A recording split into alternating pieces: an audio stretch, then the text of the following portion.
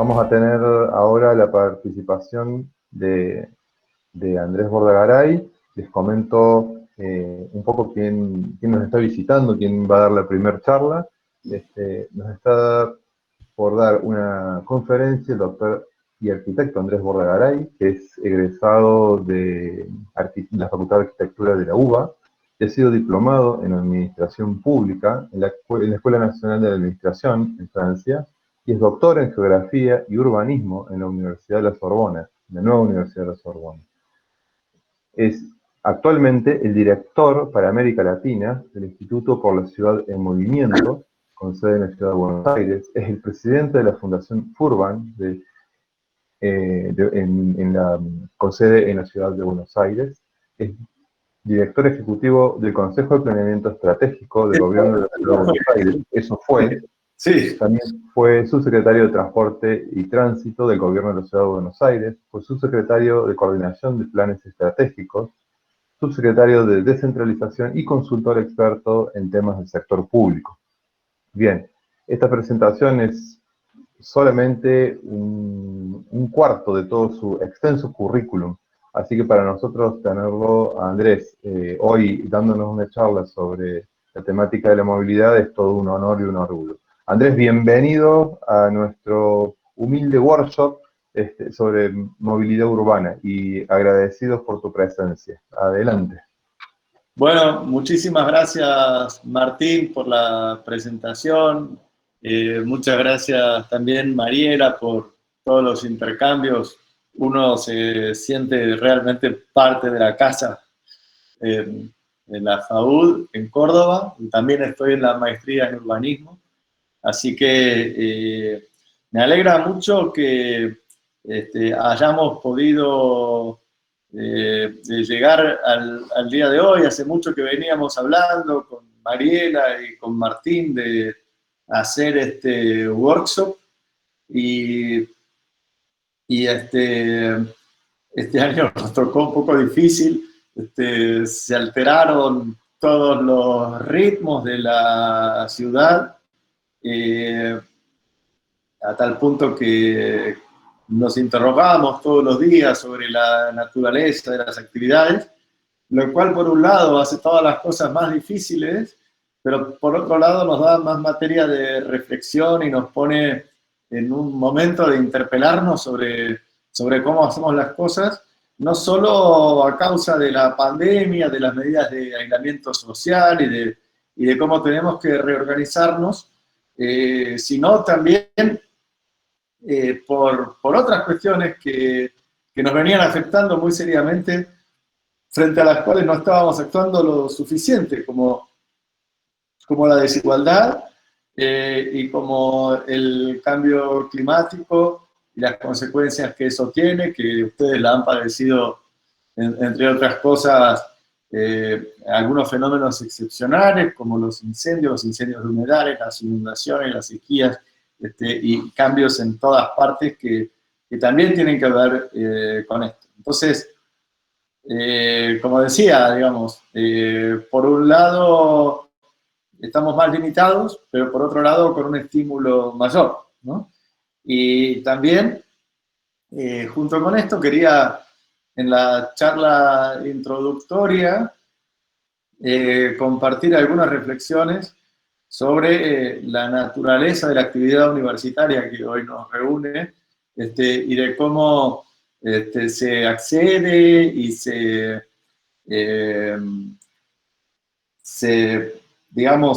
mantiene las clases en este sistema virtual. Por ahí en el nivel universitario es un poco más fácil y posible que en los niveles primarios, donde las consecuencias además son muy graves, pero creo que también forma parte de la reflexión sobre qué significan las actividades móviles en este contexto. Entonces, yo quisiera un poco referirme a eso y también introducir esta idea de hiperlugares móviles, que es el tema del taller y que se inscribe en una serie de reflexiones innovadoras en materia de movilidad urbana, que lo hacemos, digamos, en el seno del Instituto para la Ciudad en Movimiento, es un proyecto internacional, pero que tiene, como todos los proyectos que hicimos también, un desarrollo propio de América Latina, que nos parece muy importante para resignificar y redefinir los conceptos y que tengan un alcance más internacional. Entonces, en ese sentido, lo voy a decir un poquito de vuelta al final, Martín ha venido juntando todos los insumos conceptuales para que el taller tenga una producción nutrido de esta reflexión, pero nos interesa mucho que podamos tener esos insumos como insumos y que lo que salga sea parte de la definición nueva del proyecto para todas las otras partes en donde esta reflexión siga. Así que también la charla introductoria es una convocatoria para que lo que ustedes hagan sirva a redefinir este concepto y que además también con Martín lo comentamos, pueda ser también objeto de participación en concursos internacionales de diseño en otras partes. Entonces, quisiera, bueno, voy a ver si puedo compartir la pantalla sin hacer demasiado lío. ¿Ustedes la ven bien ahí? Sí, Andrés, se ve perfecto, claramente. Bárbaro, bárbaro. Bueno, entonces, como ustedes saben, esta semana es como una semana internacional de la movilidad sustentable, que en todo el mundo se acompaña de cambios, de medidas, de tomas de conciencia. El 22 de septiembre en muchas partes se promueve el Día Mundial sin auto, y es algo que todos los últimos años fue tomando fuerza, ¿no? Sin embargo, este año es un año diferente. Este año estamos frente a la pandemia con todas las consecuencias económicas, sociales y ambientales que conocemos y que estamos conociendo, que entre otras cosas ha significado que tengamos una restricción muy, muy grande en los movimientos. Y que si queríamos mostrar que los desplazamientos eran vitales en la ciudad, bueno, hemos visto cómo muchas actividades quedan realmente afectadas y que además nos afectan en forma desigual según el nivel de conectividad que tengamos y según las actividades que tengamos, ¿no? Y también hemos visto que muchas medidas ambientales y de diseño urbano que no nos animábamos a tomar porque decíamos, bueno, ¿qué pasará si no permitimos que los autos tengan todo el desarrollo que están aspirando a tener en nuestras calles, avenidas y rutas? Y que era algo que todos decíamos que era impracticable. Bueno, finalmente, ante una situación drástica como esta, hemos visto que hay decisiones que se pueden tomar y que tienen efectos, por ejemplo, en la calidad del aire. Un estudio de la Universidad de Stanford señalaba que en China murieron muchas menos personas de las que mueren habitualmente por la mejora en la calidad del aire que significó el tiempo de cuarentena, que las que murieron por lo menos en la tasa oficial por la pandemia, ¿no? Pero la cuestión es si esto es un cambio solamente temporal y que ojalá que cuando esto pase rápido podamos volver a otras cosas, pero que sí podamos mantener algunos de los avances ambientales que tuvimos, ¿no? Esos son, va a haber cambios efímeros durante la pandemia y cambios permanentes.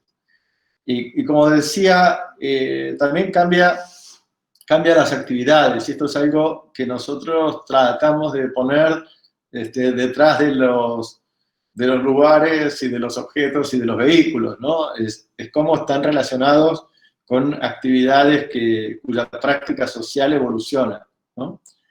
Y bueno, y en ese sentido, nosotros en las ciudades argentinas, pero también en los países latinoamericanos, que estamos siempre muy marcados por por una situación donde no nos sobra el capital, tenemos que hacer frente a finanzas públicas muy comprometidas, que tienen que hacer frente a muchas necesidades y cuyo déficit siempre nos pone en crisis de algún tipo o de otro, inclusive con protestas masivas en varias ciudades latinoamericanas. Y en ese sentido, por eso también nos interesa mucho este intercambio universitario. El desafío es cómo podemos mover más inteligencia y no necesariamente tanto capital, ¿no? Si somos capaces de desarrollar los criterios de diseño que nos permitan proveer soluciones con un mejor uso de la inteligencia. Bueno, yo ya había hablado del calentamiento global y voy a hablar un poquito más en detalle después. También de naturalizar los niveles endémicos de alta siniestralidad vial, a la que parecemos muchas veces resignados, pero si mirásemos las estadísticas, y también lo conocen bien los amigos de Perú que están aquí presentes, sabríamos que de la misma manera que seguimos alarmados todos los datos de la Organización Mundial de la Salud frente al COVID-19, es como que los miles de muertos y peatones muertos que tenemos por año no nos conmovieran lo suficiente como para actuar de una forma también mucho más drástica, ¿no? Y por otro lado, en general, tenemos un sistema regulatorio que está un poco desfasado frente a las evoluciones tecnológicas y de modelos económicos. Y bueno, uno de los temas es la gestión de datos y de tecnología de la información.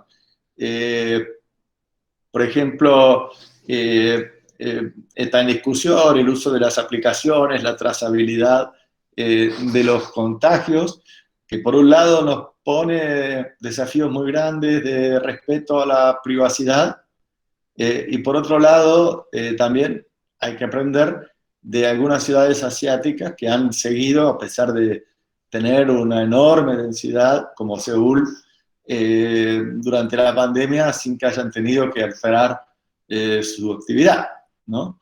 Y por otro lado, digamos, en general, cuando vemos los proyectos de movilidad o los proyectos de infraestructura, tenemos un sistema de evaluación de impacto ambiental que está previsto en normativas cada vez más avanzadas, pero lamentablemente, y aún eso ocurre en Europa, muchas veces llegan demasiado tarde cuando el proyecto ya está prácticamente jugado y adjudicado, y no hubo tiempo de pensar en alternativas, ¿no? Y bueno, y por otro lado, ya nos encontrábamos en un proceso de transición de los combustibles fósiles a otro tipo de combustible. Eso por varios motivos. Uno es porque hay reservas de petróleo y gas cada vez más escasas y difíciles de acceder y a costos ambientales más altos. Y por otro lado, digamos, por los efectos en el calentamiento global. Sabemos que la industria mundial del automóvil está tendiendo a ir a lo eléctrico. En muchas partes ya prohibieron los motores diésel y en el 2040 en muchas están pensando en un fin definitivo de los motores a combustión interna, y eso por sí mismo podría no hacer ningún cambio, pero sí podría hacerlo si está asociado a otros cambios que creo que también forman parte de esta reflexión. Y también creo que la importancia de ser inclusivos en lo que pensemos, creo que es un desafío de diseño, ¿no? Si nuestras sociedades son desiguales y América Latina tiene el récord triste de tener los niveles de desigualdad más altos del mundo, esta desigualdad, digamos, se ha visto agravada por la pandemia, ¿no? Porque no es lo mismo el que puede estar en un hogar en buenas condiciones, con buena conectividad, que aquel que depende de su trabajo presencial en una vivienda precaria, hacinada, que finalmente, digamos, lo que salga de esto nos va a dejar en condiciones todavía más graves, ¿no? Y eso además, y es algo que para la cultura del auto que hemos vivido durante bastante tiempo, no es solamente en términos de ingresos, sino también en términos de género, de edades, de capacidades, y que esto, digamos, necesita de una reflexión también de parte nuestra, ¿no? Y bueno, frente al desconfinamiento, que en algún momento pensábamos que era hacer algo mucho más inmediato, y que para algunas sociedades lo fue, aunque ahora hay nuevamente una rebrote de contagios, en otros, bueno, ha sido un poco más estable, pero siempre pensamos que de esto vamos a salir en algún momento, pero para poder salir también necesitamos un conjunto de medidas de movilidad, ¿no? Por un lado, todos creemos en un transporte masivo de calidad, no contaminante, que permita desplazamientos accesibles a una parte importante de la población, en sistemas urbanos bien compactos y que sean amigables con el medio ambiente, pero por otro lado sabemos que no podemos pasar, por lo menos durante un tiempo, de un tercio o un poquito más de la ocupación de las unidades de transporte público, que tenemos que evitar que en las estaciones o paradas se acumule mucha gente, y que esto también obliga a repensar cómo mejoramos esa oferta, ¿no? Por otro lado, está claro que la movilidad activa es, o sea, a pie y en bicicleta, es la que mejor resiste a la pandemia, la que mejor puede permitir guardar la distancia social y que además tiene efectos en la salud en otros sentidos, ¿no? Hace poquito se había publicado una estadística de la evolución de la pandemia y decía, bueno, si bien es grave cómo está aumentando el nivel de mortalidad en nuestro país, y es una estadística no tan distinta de la de otros países latinoamericanos, todavía las razones de mortalidad más altas tienen que ver con enfermedades respiratorias, cardiovasculares y complicaciones de la diabetes, ¿no? Entonces, si pensamos también como una ciudad que favorece a peatones y ciclistas, favorece también a un estilo de vida más saludable, tenemos una razón adicional para empezar a pensar esto de otra manera. Y creo que ahí, y también parte de la reflexión interesante para hacer ahora, es cómo prestaciones de capacidad intermedia para aquellos lugares a una cierta distancia, pero más capilares que los que permite abastecer bien el transporte público masivo, pueden encontrar otra forma de prestar servicios, ¿no? Y si pensamos en usar bien los recursos, cuando vemos en las ciudades la cantidad de gente que, si bien no es tanta en términos del total de la población, es muy alta en términos de ocupación del espacio, se mueve en auto manejando sola, vemos que tenemos un mal uso de los recursos, ¿no? Y que hay una enorme cantidad de viajes vacíos, ¿no?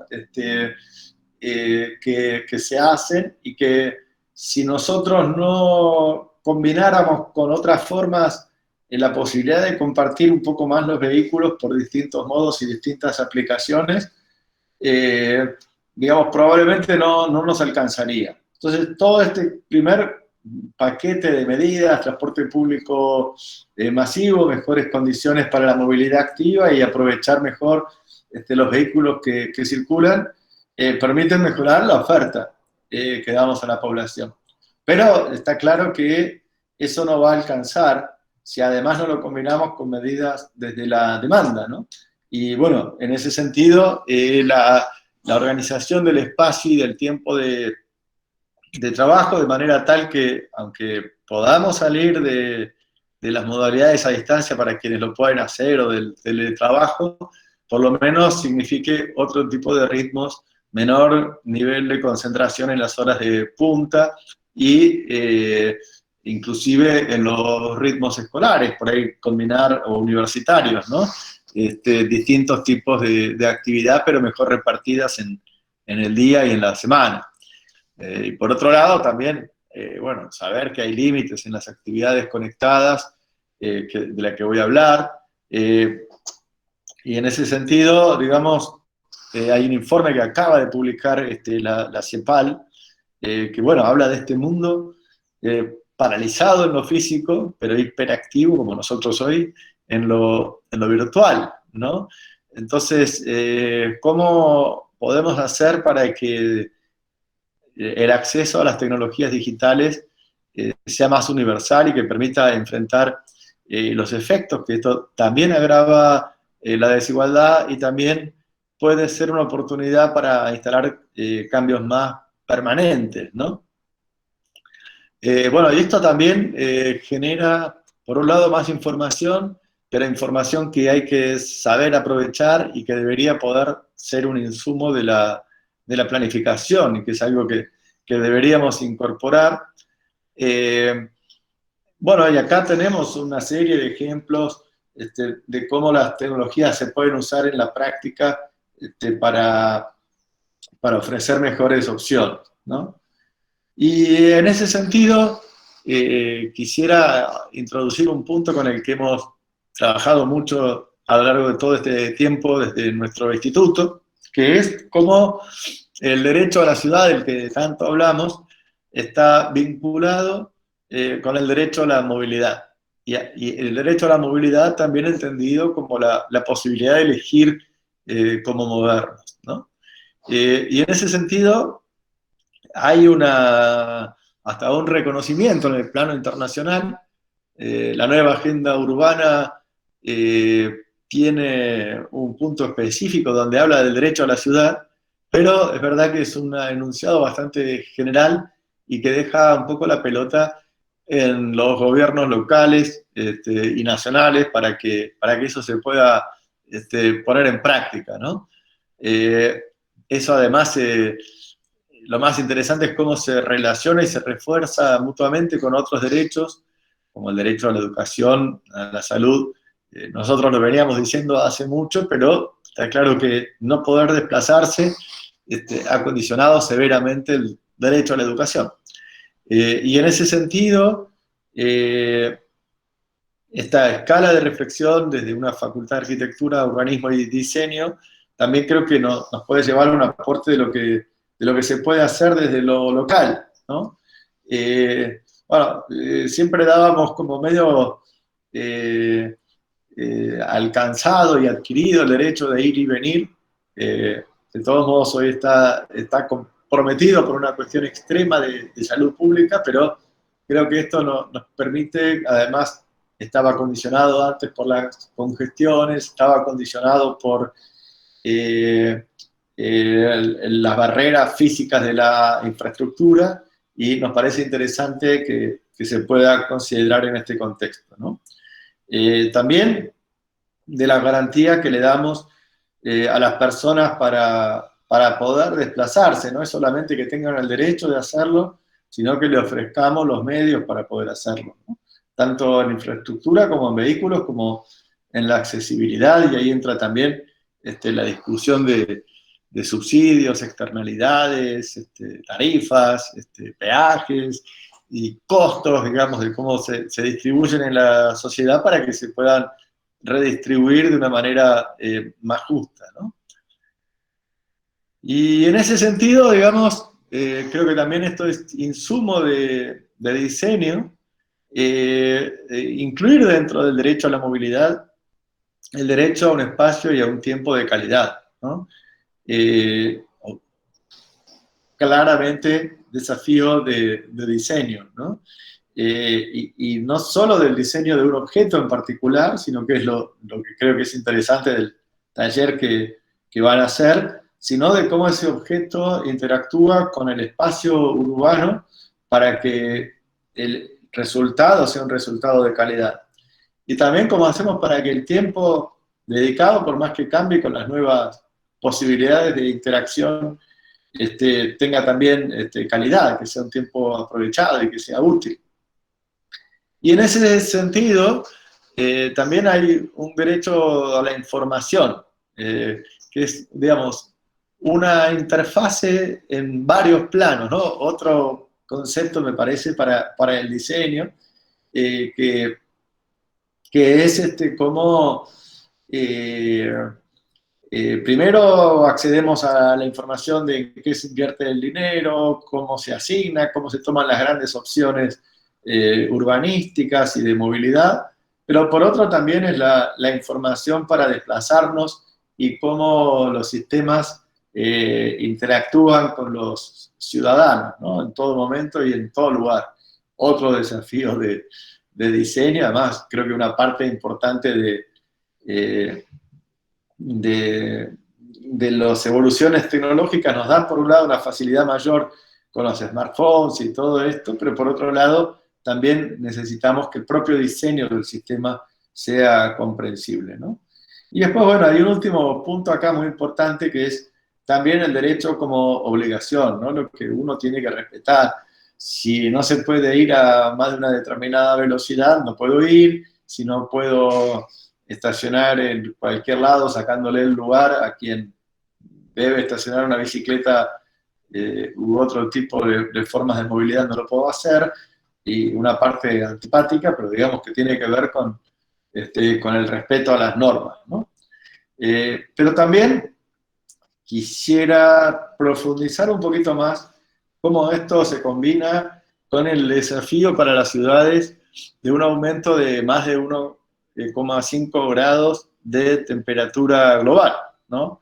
El panel intergubernamental de cambio climático parte de la base de que ya hemos aumentado más de 1 grado con respecto a los niveles preindustriales, pero que tenemos un compromiso muy grande para no pasarnos de 1,5 grados, cuyas consecuencias ya van a ser muy graves y que además nos obligan a medidas de adaptación por lo que va a pasar y por lo que está pasando. Aunque todavía, aunque hagamos lo que hagamos, es muy difícil que ese medio grado ya previsto no nos alcance. La cuestión es en cuánto lo vamos a superar si queremos que los efectos no sean tan graves, ¿no?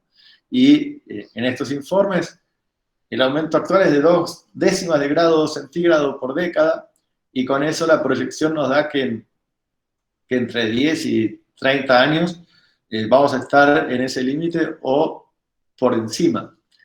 Si no queremos estar por encima, o bien reducimos las emisiones globales de dióxido de carbono en 30 años, y eso nos deja, tenemos 50-50, digamos, una chance sobre 2 de no pasarnos de esto, y esta probabilidad se podría reducir a 2 chances sobre 3 si logramos hacerlo en 20 años. Ahora, esto significa tomar medidas sumamente drásticas y además no demorarnos, ¿no?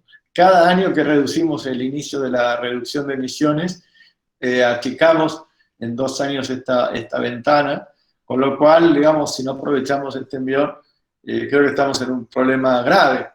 Pero lo que era interesante de este informe era, para mí, lo que tenía de reflexiones sobre el sistema urbano y la urbanización, ¿no? Así como queremos tener la transición energética, si no tenemos la transición también en este sistema, no va a alcanzar.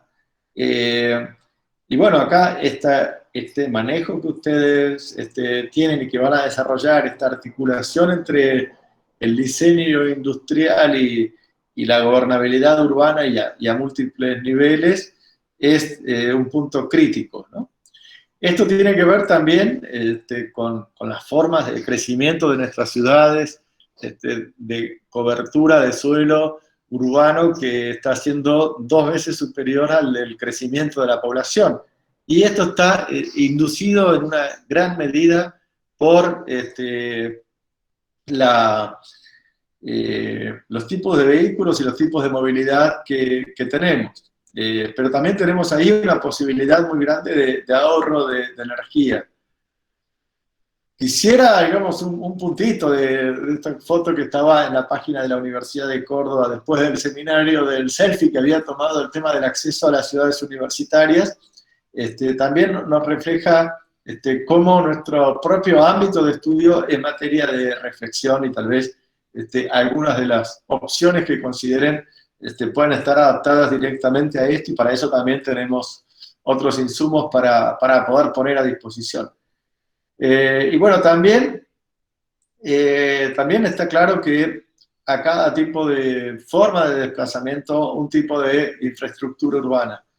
Tenemos lo que ha venido pasando con las calles y que nos cambia particularmente, pero creo que también lo que piensen en este concepto sería interesante que lo puedan pensar en forma articulada con el tipo de espacios de desplazamiento que se imaginan.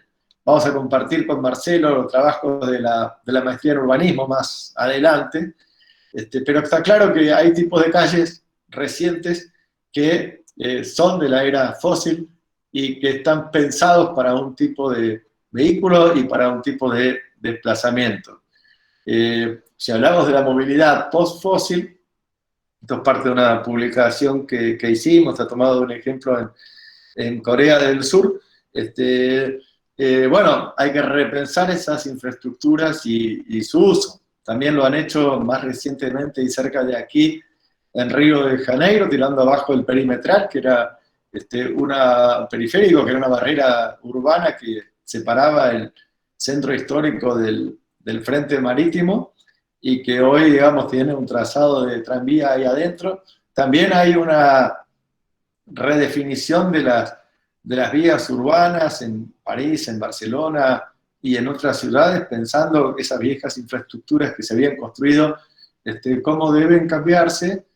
Bueno, y esto nos lleva, digamos, a cómo potenciar las formas más inteligentes de desplazarnos, ¿no? Esto lo desarrolla mucho Jean-Pierre Orfey en un artículo del que les voy a hablar un poquito. Está claro que si somos frugales en el uso de los recursos que usamos para movernos, y si somos ligeros y no tratamos de que la masa desplazada sea tanto más superior que lo que realmente nos hace falta, bueno, ahí tendríamos mucho para ganar, ¿no? Y bueno, en ese sentido, pensemos lo que pensemos sobre las nuevas prácticas móviles, sobre los hiperlugares móviles, sobre las actividades más conectadas más allá del transporte. Está claro que la marcha es una métrica fundamental a la que todas las demás deberían poder adaptarse, y que las distintas medidas para reconvertir las calles tienen que estar en este sentido, ¿no? Y que el cuerpo además tiene que ser la medida, digamos, también mensaje a los diseñadores que lo conocen mucho mejor que yo, pero como el cuerpo es un estándar, y como dice una colega mexicana, Claudina de Rivés, pensar el cuerpo también en términos de género como unidad de medida, ¿no? Claro que acá también, bueno, hay una transformación en los vehículos, ¿no? Que, como decía hace un ratito, están en una transición a las fuentes eléctricas renovables, hay una digitalización creciente, hay un cambio en el tipo de propiedad. Por un lado se hablaba como una evolución ineludible, la del vehículo autónomo y conectado. Hoy parece que tiene otras complicaciones, o que se da de manera un poco distinta a la que se había imaginado. Lo que sí hay es una práctica social distinta, ¿no? Y sí, la forma de compartir, voy a insistir un poco, sea con un vehículo autónomo, sea con distintas formas de organización social, es como bastante ineludible. Nosotros habíamos relevado una gran cantidad de ejemplos, y tal vez en algunas aplicaciones la tecnología permite una conexión mucho más grande con lo satelital y con un nivel creciente de automatización, como en la agricultura de precisión. Tenemos también como parte de la investigación cómo funciona la nueva logística urbana. De todo esto tenemos videos documentales para compartir con ustedes, donde acá el cambio se da mucho más rápido, además de lo que algunos habían previsto, no tanto por el vehículo, sino por las plataformas de interconexión, por la evolución de la compra electrónica y por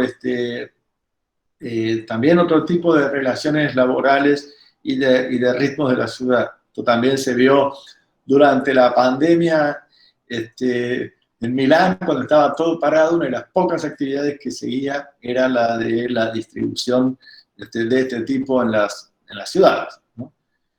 Por otro lado, una pequeña obsesión urbanística también significa otras formas de poder tener acuerdos y etiquetas de comportamiento para el uso de las calles, ¿no? Si lo que nosotros queremos es promover la movilidad activa, bueno, peatonalizar las veredas debería ser un primer paso acompañado de otros. Yo sé que ustedes han trabajado mucho en los diseños de bicicletas en talleres anteriores, y está claro que es un elemento clave de la innovación en la ciudad, ¿no? Desde los años 20, en esta foto del Archivo General de la Nación en Buenos Aires, hasta, ya lo venían planteando antes de la pandemia, ciudades como Bogotá, que además han aumentado mucho, como algo que tiene que crecer y acompañado de otras cosas, pero también con formas de pensar la movilidad distinta, ¿no? Me alegra mucho que Santa Fe, por ejemplo, tomó una medida para reducir a 30 kilómetros por hora la velocidad máxima en la parte central de la ciudad, que es una velocidad que permite una coexistencia mucho más pacífica de medios y que es, además de las líneas temporarias de bicicleta, una forma de estimular su uso y la peatonalidad como tal vez ninguna otra, ¿no? Y también, esto es otro de los videos documentales, están todos en unos sitios que yo les voy a compartir, que nos permite ver cómo el tiempo de desplazamiento además es un tiempo de estudio y de trabajo, como lo es el tiempo de no desplazamiento. Y esta es una reflexión que, bueno, este dispositivo del proyecto tiene una serie de entidades asociadas, y uno de ellos es la parte de prospectiva de Michelin, que nos compartió, sabiendo de este taller, el concurso mundial de diseño que organizan. Está abierto el del 2021 y la invitación para que aquellos que consideren y les interese puedan seguir y participar. Es una forma de captar, digamos, señales de innovación en distintas partes del mundo, pero también para ustedes, y tal vez puede ser una fuente de inspiración.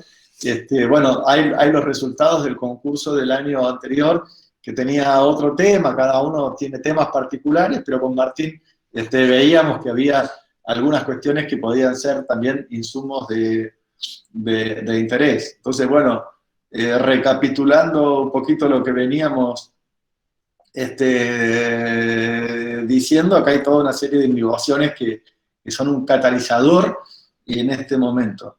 Yo, además de los documentos que compartimos, incluyen también un sitio de Facebook, incluyen documentos, los invito realmente a visitar estas páginas y también nosotros a lo largo del taller estamos, por supuesto, a disposición para entrar en más profundidad en los intercambios, y no sé si Mirai estaba hoy conectada acá o no, pero quisiera decir dos palabras del proceso y dejar los vínculos abiertos en todo sentido para que podamos continuar en esto que es un proyecto y que es un dispositivo. Tenemos como varios puntos de evolución, ¿no? Por un lado, un concepto que ya hace muchos años, en el año 2016, en forma muy clara y con mucha visión prospectiva, François Ayer había hecho como una metáfora de Internet y de los hipervínculos de Internet, hablando de la sociedad de hipertexto, que además tenían hiperlugares y que después han desarrollado otros autores como Luceau. pero hoy esa metáfora de Internet, que había que explicarla un poco, es nuestra realidad interconectada, es lo que hoy, digamos, hace posible este encuentro, y creemos que también es un insumo para pensar esto. También es interesante que a nivel internacional este proyecto tuvo y tiene una serie de entidades asociadas, como el Correo Nacional de Francia, que esto lo toman también como una forma de pensar cómo se distribuye lo que todavía se tiene que distribuir físicamente, ¿no? Y también, y todo eso está para compartir con ustedes, tenemos como una masa crítica de casos, que tratando de encontrar la definición de este concepto, tratamos de hacerlo a partir de unas fichas, y en eso, con mucho intercambio internacional, también con la Universidad Nacional de Colombia y varias ciudades latinoamericanas e internacionales, hay una masa crítica de casos con tipologías para poder ver. Estos casos fueron profundizados en una serie de reportajes audiovisuales que creo que son interesantes. Hemos avanzado de distintas maneras en un desarrollo conceptual de definiciones que los invitamos a que tomen, pero sobre todo a que ustedes contribuyan a redefinir, ¿no? Con su propio producto de trabajo. Y bueno, también tenemos más específicamente en América Latina una red de universidades y un libro que está en publicación y que tal vez alcanzamos a ponerlo a lo largo de este taller. Es una obra colectiva latinoamericana y con dos artículos de Francia, de Mihail Appelmüller y de Jean-Pierre Orfeil, que, digamos, está en la etapa final de publicación. Creo que es interesante y que de ahí podemos también tomar algunas definiciones conceptuales adicionales. Por ejemplo, como plantea Jean-Pierre Orfeil, cómo la tecnología no debe ser considerada como un fin en sí mismo, sino como instrumento para un bien común. Tenemos una serie de casos que son reflexiones en profundidad mayor que las que aparecen en estos documentos audiovisuales de corta duración. Tenemos también, porque quisimos abrir el juego y escuchar otros mensajes, una selección de artículos a partir de un llamado a investigadores jóvenes latinoamericanos, y una serie de conclusiones y próximos pasos de investigación. Aquí tenemos algunos de los links para que ustedes puedan ver y explorar. Y bueno, eso es básicamente el mensaje y la invitación, y el agradecimiento por la oportunidad de tener esta charla de apertura. Así que yo no me quiero extender mucho más ahora porque sé que hay otras presentaciones, y reiterar que estamos a disposición, tanto yo como el equipo internacional, para profundizar en lo que dicen los documentos, y también señalar la expectativa enorme que tenemos de lo que pueda salir de este trabajo conjunto. Así que muchas gracias. Bueno, Andrés, muchísimas gracias. Si todos pueden prender sus micrófonos y darle un fuerte aplauso a Andrés.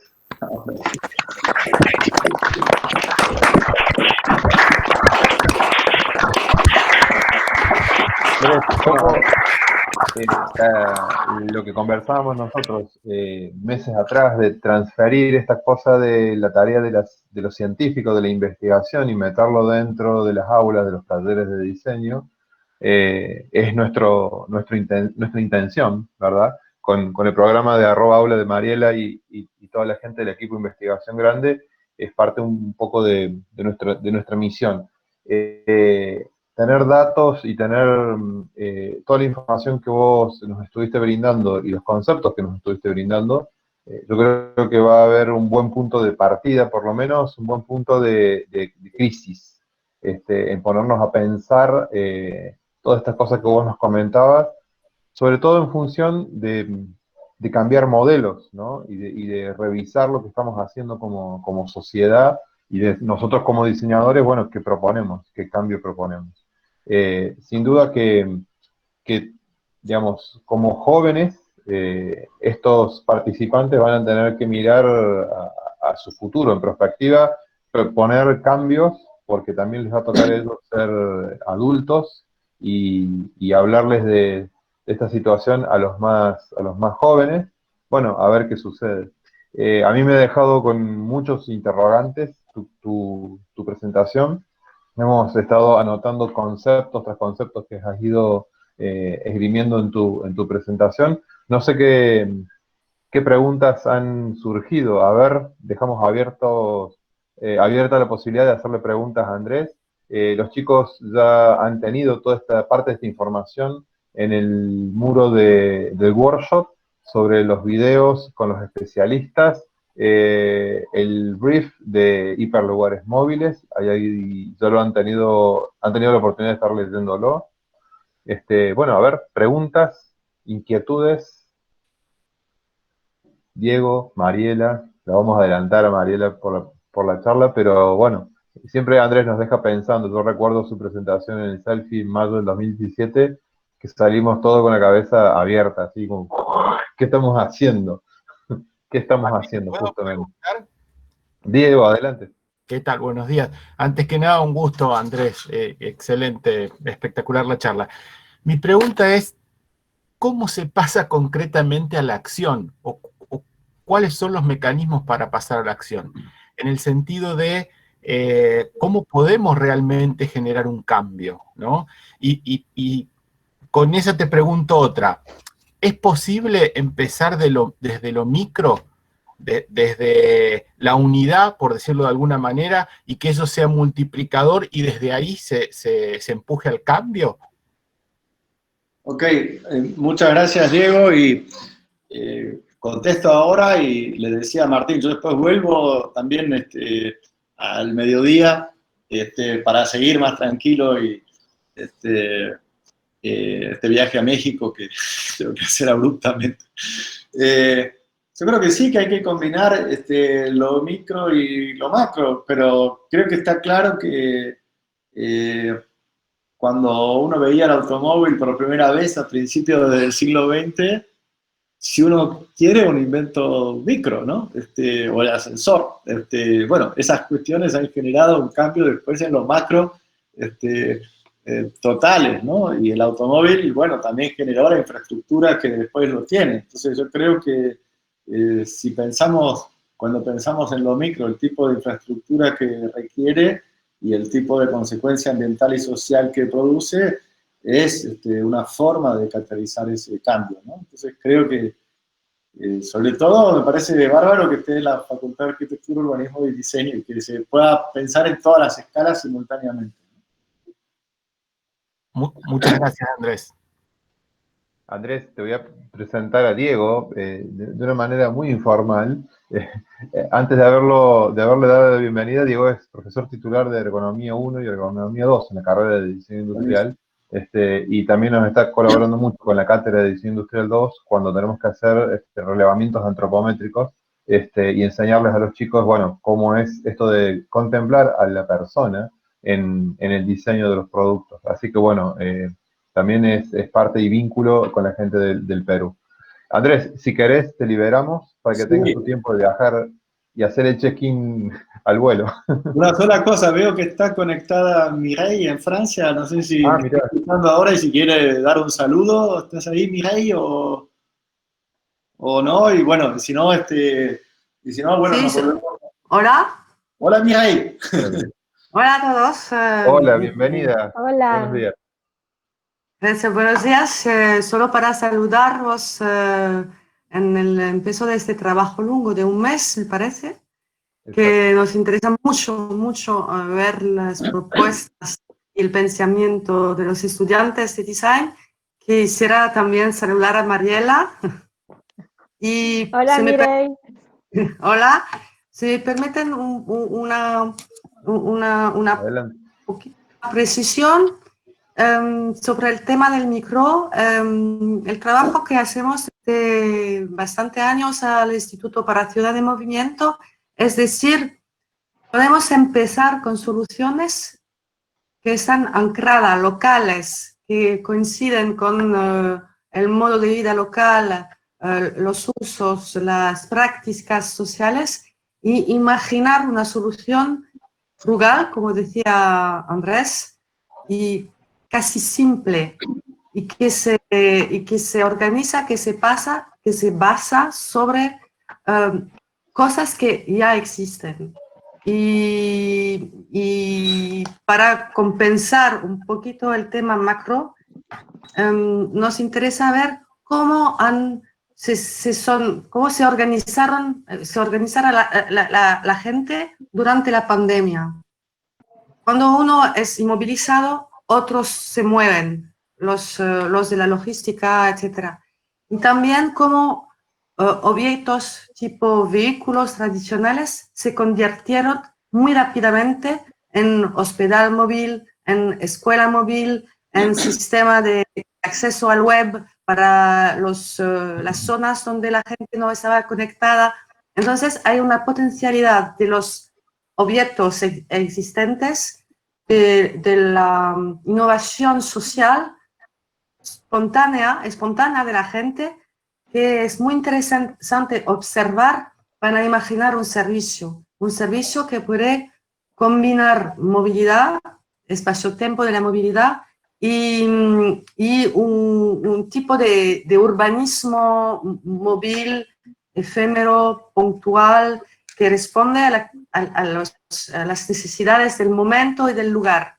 Es por eso que insisto sobre el link que ha dado Andrés, que ha presentado el link mobilhyperplaces.com, que es una recensión internacional de casos. Y lo que estamos haciendo a nivel internacional es intentar a movilizar territorios, actores. Los actores pueden ser políticos, grandes empresas, sí, pero también un pequeño comercio, una iniciativa local, y darle una coherencia diseñada, organizada, como racionalizada. Es por eso que me parece muy interesante que el design, que trabaja también sobre el micro, pueda proponer soluciones precisas, modestas y ambiciosas. Y yo tengo mucha ilusión en el trabajo que se van a hacer en Córdoba. Muchas gracias. No, gracias a vos por tu presencia, por sumarte y por poner un poco de presión a los estudiantes. Están todos los links en el chat, por dudas. Exacto. ¿Cómo? No, digo que están los links acá en el chat. Así que bueno, yo les tengo que decir chau por un rato. Gracias a todos, gracias Mireille. Nos vemos en un rato, Andrés. Nos vemos en un rato. Mariela, ¿querés que hagamos Qué lindo verte, presentación de tu charla? Mireille. Qué bueno que estés con nosotros. Bueno, ustedes la han conocido. como Ustedes ya decana me de conocen, saben que de soy un nuestra facultad. desastre. Pero, nuestra señora decana de la facultad es además magíster en gestión ambiental del desarrollo urbano, egresada de la FAUD en su maestría, y es directora del Observatorio Urbano de Córdoba de la UNC. Y además, también es directora del proyecto de investigación de gestión sustentable en las universidades, mucho antes de ser decana este proyecto involucra la evolución y los cambios en los paradigmas de la movilidad sustentable. Es un proyecto que viene del 2016 y se va a extender hasta el 2021. Esto está enmarcado en el programa de la FAUD Sustentable, del Instituto del Ambiente Urbano, de Liliana Rein, y del modelo de gestión de universidades sustentables, de la UNSUS, y el proyecto académico @aula. Es decir, que además de todas esas cosas que hacen la gestión de la facultad, también se dedica a hacer mucha investigación y se dedica a formar investigadores. A causa de eso, culpa de esa formación que da, bueno, nosotros estamos haciendo esto y ustedes son partícipes de este workshop que estamos realizando en función de nuestro equipo de investigación. Con ustedes, la directora de todo, Mariela. Mentira. Bueno, o sea, me echaste la culpa de todo, Martín. El Sí, COVID sí. no. No, el COVID no tiene nada que ver. Bueno, ¿cómo están? Yo creo que Andrés me dejó la vara muy, muy alta y muchas cosas que él dijo, en realidad también las iba a mencionar, las voy a mencionar. Yo lo que propongo es que intentemos tener una charla más distendida y que se animen a ir interrumpiéndome y ampliando conceptos cuando ustedes lo sientan que quieran hacerlo. Mi charla se llama justamente dividir y conectar, separar y unir, que creo que son 4 acciones que parecen contradictorias y en realidad están todo el tiempo afectándonos. Empecé por esta pantalla de amigos porque a todos ellos les debemos este evento y les debemos mucho de lo que trabajamos en nuestras investigaciones y siempre nos ponen desafíos que nos permiten mirarnos y revisarnos y visitarnos. Así que bueno, gracias a todos ellos, particularmente Mireille, Andrés y Pascal, que son los que más contacto tenemos siempre. Y bueno, vamos a empezar. Hay como 3 cuestiones que me interesaba trabajar y que tienen que ver un poco con lo que preguntaba Diego, ¿no? También si se puede desde lo micro, si se puede desde lo macro, y en realidad si se puede desde todas las aristas. Lo que me interesaba es un poco reflexionar desde algunas miradas filosóficas, sociológicas, antropológicas, de época, para tratar de hacernos preguntas sobre lo que nos está pasando y sobre cuáles son los escenarios en los que nos estamos moviendo. Escenarios de mundo y escenarios de micromundos o de localidad. Vamos a empezar con 3 frases que después van a ir arrastrándose a lo largo de toda la presentación. Siempre suena pesimista la mirada de época porque uno tiene más habilidad para mirar los problemas y en buena hora que logramos mirar los problemas porque desde ahí empiezan a aparecer las propuestas y las soluciones, y la creatividad creo que surge justamente de poder animarse a mirar el problema y animarse a pensar una solución a ese problema. Dice Bauman que la crisis consiste en el hecho de que lo antiguo fenece y lo nuevo no puede nacer. Y en cierta medida nos pasa esto, el COVID nos aceleró todo, pero esto nos viene pasando desde mucho antes. Estamos como en una crisis de paradigma y en una sucesión de cambios que estamos viendo venir, pero no terminamos de ver hacia dónde van, y que tienen que ver con cómo se fue urbanizando el planeta también, y que tiene que ver con cómo pasamos de un mundo que era agrícola a un mundo urbano. Y este proceso enlaza todas nuestras disciplinas, enlaza todas las disciplinas, pero el diseño industrial y los productos que van apareciendo desde el diseño afectan las formas de la ciudad, y las formas de la ciudad demandan reacciones desde productos que van apareciendo, y todo el tiempo se produce este juego de afectaciones múltiples y sucesivas, ¿no? Y esto también, entonces, cuestión, la crisis, esto que está terminando, como dice la maldición china, que vivas en un tiempo interesante, estamos en un tiempo interesante.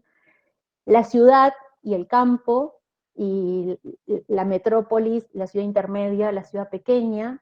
Nosotros estamos en una provincia en donde todo eso sucede y lo vemos, por eso yo antes les preguntaba de dónde son, desde dónde se están conectando cada uno. Y también este debate sobre qué es lo público hoy, dónde está qué es el espacio público, dónde sucede lo público, si sucede en las redes, si sucede en los espacios físicos, si sucede en todos los espacios. ¿Qué ciudad es esta? ¿Nadie la conoce? Nueva York. Nueva York. Esto era Nueva York. Esto era Nueva York hace 20 años. Después sucedió esto en Nueva York.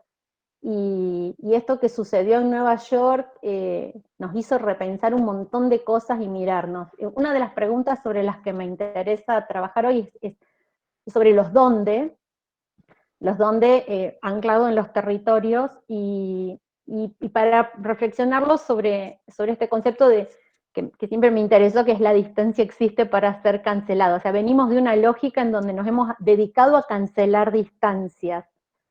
Y les voy a contar una pequeña anécdota.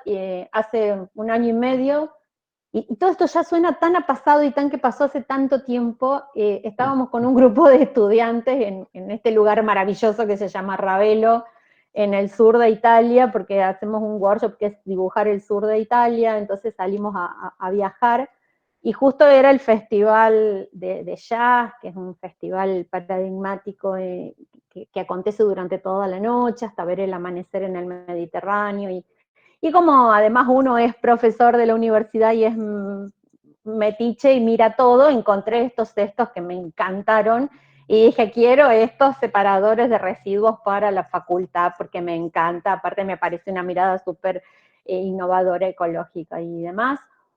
Y después nos pusimos a hablar entonces con el director de este palacio donde se produce el evento, y me explicaba por qué están estos cestos puestos ahí, y qué tiene que ver el número 388.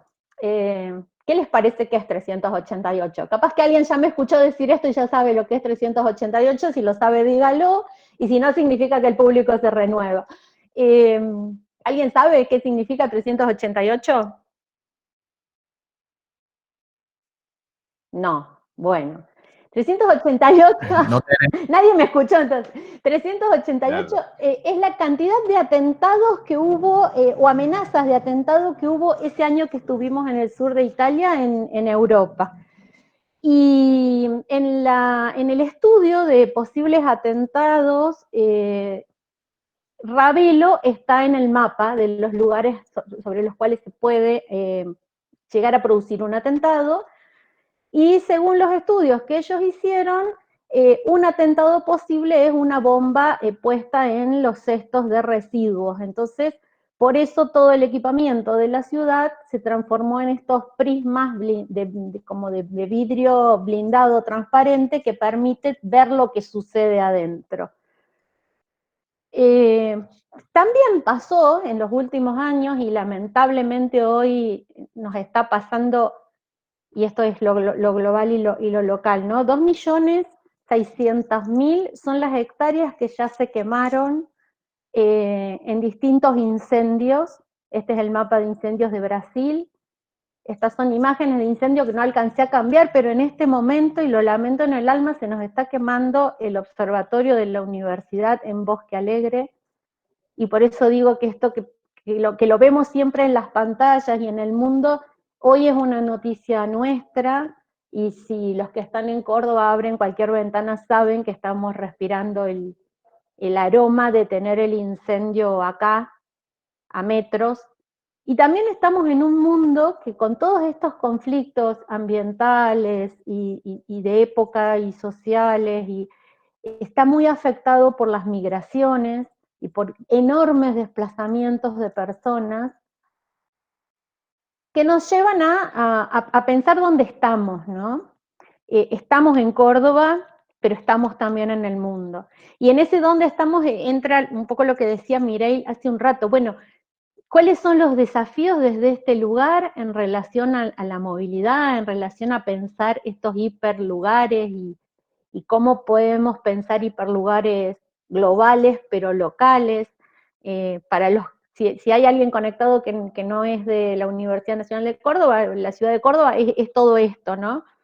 Es una ciudad muy política, es una ciudad divertida, es una ciudad con una identidad muy fuerte, es una ciudad creativa, es una ciudad que maneja economía, somos diversos.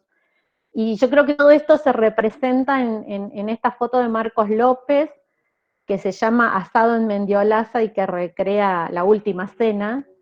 Y somos esto, ¿no? Somos esta última cena política, divertida, diversa, culta y creativa. Somos una ciudad jesuita, republicana, moderna, contemporánea, y dentro de esto aparece todo nuestro imaginario. Somos una ciudad en números, somos una ciudad que tenemos 447 años, que tenemos más de 1 millón de habitantes. No somos una gran ciudad en tamaño de habitantes, pero somos una ciudad. Y de esa ciudad, sobre todo, somos 7 universidades con más de 180.000 estudiantes que probablemente ahora no estén en esta ciudad porque son estudiantes de todos los puntos del país y de Latinoamérica que se desplazan anualmente a habitarnos por un tiempo y que nos genera una dinámica súper interesante como ciudad. También somos una ciudad industrial y por eso aparece este desafío de este workshop, porque la industria automotriz de Córdoba nos marca y existe como espacio de posibilidad de pensar, bueno, qué es lo que está por venir. Y yo les propongo y les agradeceré si en este workshop se animan a preguntarse y se animan a buscar alternativas por las tangentes, no ir por la respuesta lógica. Creo que esta época necesita miradas tangenciales y de ahí van a aparecer las respuestas. Otra pregunta sobre la que me interesaría trabajar son los cómo. ¿Cómo está pasando esto? ¿Cómo nos estamos moviendo? Y acá voy a ir bastante rápido porque Andrés dijo mucho del cómo. Pero me interesa que les quede esta frase: el futuro necesita ser montado y desmontado continuamente, porque ahí es donde ustedes tienen que animarse a desmontar ese futuro para poder permitir que aflore esta creatividad y las respuestas que vamos a buscar en este mes. Estamos haciendo esto en este momento, o sea, el cómo nos estamos desplazando por pantallas, y como nunca empezaron a aparecer un montón de palabras que al menos nosotros no conocíamos, como Meet, Zoom, Classroom, TikTok, Twitter, Padlet, y el otro día me decían los estudiantes de segundo de arquitectura, los mejores tutoriales que tenemos para armar las láminas los encontramos en TikTok. Y entonces, de repente se transformó en un elemento también didáctico. Y todo sucede en las pantallas. Pero no es de ahora nada más que todo sucede en las pantallas. Venimos de varios años en donde las cosas empezaron a suceder en las pantallas y casi que se miniaturizaron a una única pantalla, que es la del celular, ¿no? Siempre hago la misma pregunta, y a ver si 3 o 4 me preguntan, cuando eran chicos y les preguntaban qué querés ser cuando sean grandes, ¿qué decían? Diseñador de Ferrari. Muy bien, seguramente Martín. profesiones como doctor, ingeniero. Veterinario. ¿Quién quería ser veterinario? Yo no los veo, chicos, no saben la impotencia que me da ver solo mi pantalla. Claro, uno decía esas cosas, es bastante raro, salvo que alguien sea muy jovencito que haya dicho que quería ser instagramer o youtuber o tiktokero o tuitero, porque cada año que pasa empiezan a aparecer profesiones que no sabemos que existían y que se van reinventando y que nos significan repensar todo el diagrama de funcionamiento de todas las lógicas, y lo bueno que nos pasa es que esta vez se aceleró tanto todo que lo podemos ver. Probablemente la generación de nuestros padres, de sus abuelos, no vieron esta aceleración de tiempo y tampoco vieron en aquel momento que todo iba a terminar sucediendo en un artefacto tan sencillo como esto, que no es nada sencillo, es un artefacto absolutamente complejo, que ya regula muchas de las cosas que nos pasan en todo momento. También en estos donde entra todo el debate de cómo nos movemos y cómo será la movilidad de acá para adelante. Y acá hay un debate ético. O sea, ¿nos moveremos en vehículos autónomos? Si vamos hacia los vehículos autónomos, que aparentemente hacia ahí vamos, ¿quién le carga los datos a esos vehículos autónomos? ¿Y quién va a tomar la decisión? ¿Y quién le va a cargar a ese vehículo la decisión que va a tomar ese vehículo? No lo digo yo a esto, en realidad lo plantea Yuval Harari en el libro Homo Deus, no sé si alguien lo leyó, si no se los recomiendo. Y él pone un ejemplo muy claro y dice que como nunca estos debates éticos van a empezar a incluir a los filósofos y a los pensadores en la toma de decisiones de la generación de productos. Y pone este ejemplo, yo diseño un vehículo autónomo, tengo que cargarle datos, este vehículo me va a conducir a mí y a mi familia, vamos a ir charlando, conversando, trabajando, pero desentendidos de hacia dónde vamos. En un momento estamos en una avenida de doble mano y se cruza un niño. Y el vehículo tiene que tomar la decisión. Si atropella al niño, salva a la familia que va en el vehículo, y si se cruza de carril para salvar al niño que está cruzando la calle, va a chocar contra un camión que viene de frente y se va a matar la familia que va en el vehículo. Entonces, ¿quién programa a ese vehículo para que tome la decisión? Mariela, yo Sí. te interrumpo un cachito acá, primero porque sé que no te molesta y segundo porque hay una discusión, o sea, hay aportes en el chat sobre eso que sé que también te interesa. Ay, dale, sí, que porque yo no participen. veo todo eso, así que vayan interrumpiendo. Por eso. Entonces, por ejemplo, Pablo dice que esto de la automatización quizás puede llevar a la pérdida de libertades. O Diego Speroni también habla de la ética de la inteligencia artificial, o sea, como concepto a trabajar. Sí, chicos, prendan los micrófonos y métanse en esta es así una charla más de ida y vuelta, así que no tengan miedo de participar. Mariela. Sí, en realidad yo estoy como tirando microbombas justamente para que participen. Sí, buenísimo. No, yo recuerdo haber escuchado una charla hace un tiempo, hace bastante ya, de Elon Musk, que está metido en todo este tipo de cosas, y él hablaba de que ya habría que empezar a legislar sobre la inteligencia artificial, que de hecho la tenemos todos los días en el bolsillo, ¿no? Porque los celulares y todo este tipo de cosas va por ahí.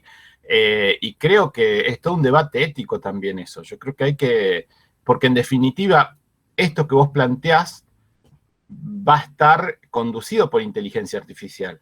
Bueno, y de ahí dispara un millón de cosas, ¿no? Pero me parece que es fantástico. Que no significa que no apliquemos la inteligencia artificial, sino que a mí me gusta siempre, claro. Paul Virilio tiene un libro que se llama La velocidad de liberación, que es del 96, pero que me parece que sigue teniendo tanta vigencia en una cantidad de conceptos, y él ahí habla del accidente y de que cada vez que uno innova en algo y produce un avance, está diseñando también un nuevo accidente. Sí, totalmente, excelente. Sí, una definición excelente. Creo que es una puerta de entrada también a todo esto, ¿no? Sin dudas, sin dudas. Está ahí, hay que aprovecharla, hay que usarla y no dejar que nos use. No sé qué opinan. Yo creo que nosotros, digamos, tenemos que ser los capaces de poder capitalizar esa potencialidad que tiene esta inteligencia artificial, por ejemplo, o todos estos avances.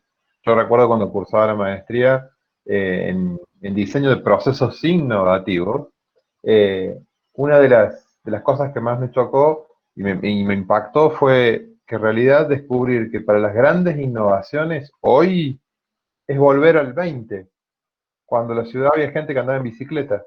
Es decir, pero ¿qué pasó? Sí, fíjate que ya en el 20 se pensaba de un modo, está bien, no era la sociedad de consumo que había hoy en día, pero ni el desarrollo tecnológico, pero creo que esta cosa de reinventarse, de revolucionar, y justamente la revolución es un cambio hacia el pasado. No se conoce muy bien el concepto de revolución. No es evolución, es re. Entonces, por ahí sí, se asocia revolución con otras cosas, ¿no? Es volver al concepto de proyecto, ¿no? Lanzar al vacío, pero para lanzar hay que tomar fuerza desde atrás. Claro, exactamente. Yo creo que es como volver al pasado recargado, ¿no?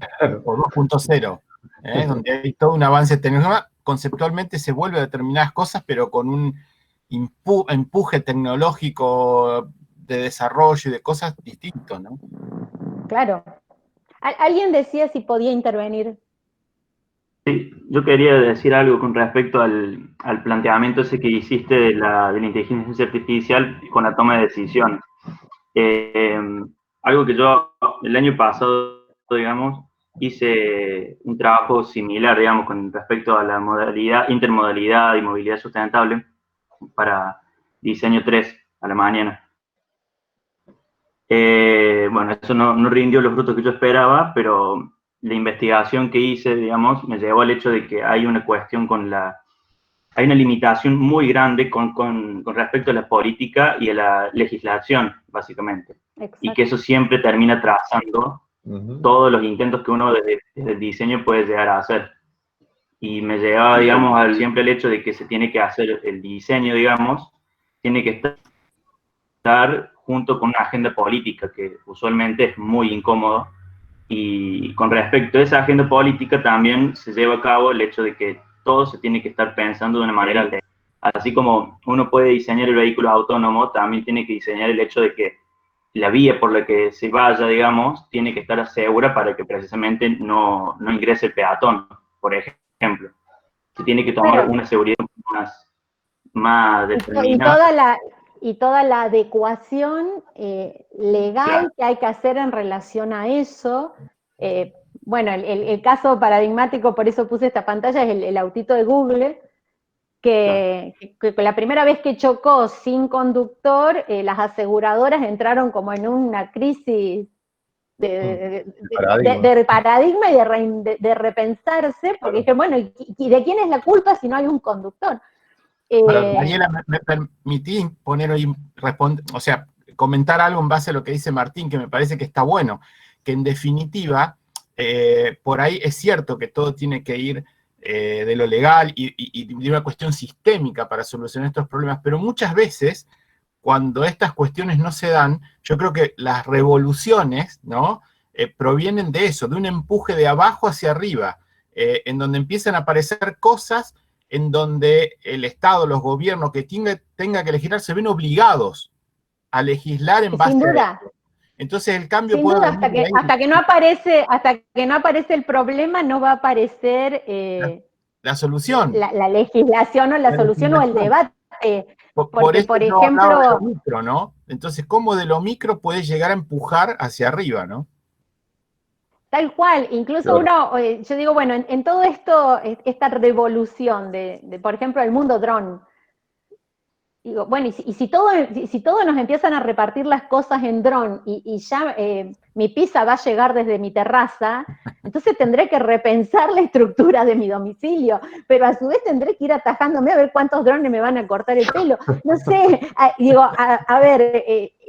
uno, viste, dispara a imaginarios de futuro, y es un poco esta foto de la izquierda, ¿no? El robot que te lleva la pizza, el dron que te lleva el pedido, cohabitando con el individuo en bicicleta o el individuo que camina, y es un sistema de relaciones que casi nos dispara a imaginarios de futuro, pero que ya están en el presente, y que lleva a esto que no sé quién hablaba de las modalidades de adaptación y adecuación que las ciudades nos vamos a deber, y los que pensamos la ciudad nos vamos a deber. No los veo, así que no sé quién habla, si me dicen, a Diego y a Martín les reconozco la voz, pero al no sé quién intervino antes. ¿Francisco eras? Martín era un alumno. Ah, bueno. No, porque antes habíamos estado hablando, otro Martín. Es como vos decís, en mi último viaje a París, ya me pasó de ver, por ejemplo, cómo estaban adaptando todas las líneas de subte, porque ya ellos están recambiando el sistema de conducción de los subtes por vehículos autónomos, o sea, por locomotoras autónomas, no soy diseñador industrial, chicos. Y entonces tuvieron que rediseñar todas las estaciones, no sé si alguien viajó en los últimos años, a líneas de blindex en toda la estación, con puertas automáticas que abren exactamente cuando se detiene el subte que está llegando y demás, y fueron robotizando todo el sistema, claro, para ir adaptándolo y a tratar de evitar el accidente. Sí.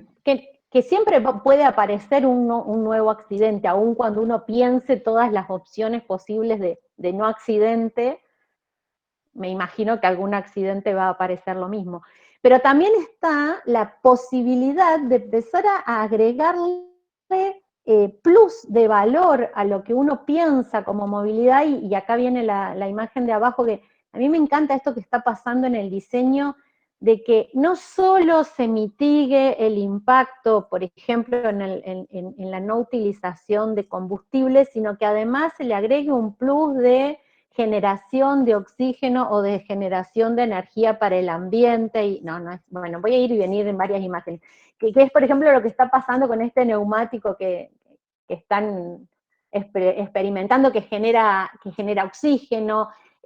Yo creo que ahí hay como una enorme posibilidad de acción proyectual desde el campo del diseño, que hace unos años era impensada, y que también nos dispara hacia otras posibilidades de acción, que ya no es solo esto de, bueno, resuelvo una demanda casi funcional de transportar o de productos o personas, y de descomprimir la cantidad de vehículos. El autito de Google apareció también como desafío a alternativa al vehículo parado en la ciudad, y ahí creo que estuvo su gran aporte. Bueno, si voy a ir en mi vehículo a un lugar y lo voy a dejar 8 horas estacionado, no tiene sentido que ese vehículo esté en ese lugar estorbando y ocupando lugar. Entonces este autito vuelve solo a su depósito, no necesita grandes radios de maniobra que sí necesitamos cuando los humanos debemos bajarnos y subirnos al vehículo para conducirlo y para maniobrarlo y demás. Pero creo también, veo muy interesante esta otra beta que empieza a aparecer desde el diseño, que es esto del plus de valor ambiental que tienen que empezar a tener los objetos que vamos produciendo. Y esta pareciera una imagen de futuro, pero no es una imagen de futuro, es una imagen de presente, y también es un hiperlugar móvil, esto de repensar la entrega de los productos. Ahora bien, si todo lo vamos a hacer con robótica, ¿de qué vamos a trabajar los que antes hacíamos este tipo de trabajo? Y es el otro enorme debate que se va a empezar a abrir a nivel mundial, y que ya está, que tiene que ver con las migraciones, que tiene que ver con el desempleo, que tiene que ver con lo que decía Andrés antes de estos nichos de pobreza extrema y estos focos de riquezas.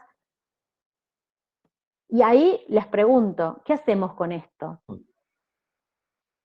Porque tampoco está bueno a veces estar 10 horas haciendo el mismo movimiento en un puesto de trabajo, o pongamos el caso de las cabinas de peaje. Yo siempre pienso, ¿será lindo trabajar en una cabina de peaje 10 horas haciendo el mismo movimiento, abriendo la ventanilla, cerrando la ventanilla?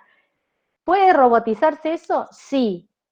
Ahora, ¿cómo le garantizo o cómo nos garantizamos entre nosotros poder seguir sobreviviendo en un mundo que claramente está ordenado a partir de una lógica de capital y de acceso a un capital que te permite seguir viviendo? Serán lógicas que empezarán a modificarse también, y ahí ya no es el debate legal, sino el debate económico, ¿no?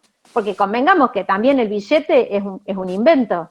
O sea, yo me pongo en el lugar de un marciano, y un marciano llega a la Tierra y encuentra que un humano valora muchísimo un rectángulo de papel verde y no valora nada un rectángulo de papel brillante. Y resulta que porque el papel verde era dólar y el papel brillante era un caramelo, y a lo mejor es más atractivo el papel brillante, pero le estamos dando un significado y un valor que también tendrá que debatirse a futuro.